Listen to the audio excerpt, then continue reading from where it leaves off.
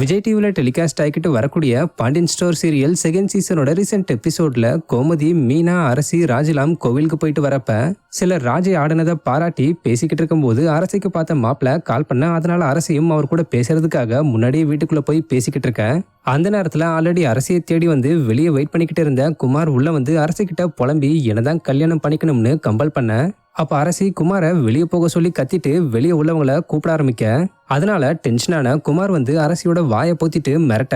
அந்த நேரத்துல அரசியோட அம்மா கோமதி சத்தம் கேட்டு கதவை தள்ளிட்டு உள்ள வந்து அரசியை விட சொல்லி கத்த ஆரம்பிக்க. அப்ப மத்தவங்களும் உள்ள வந்து அரசியை விட சொல்லி சண்டை போட்டு தள்ளுமுள்ளு ஏற்பட்டு கீழே விழ.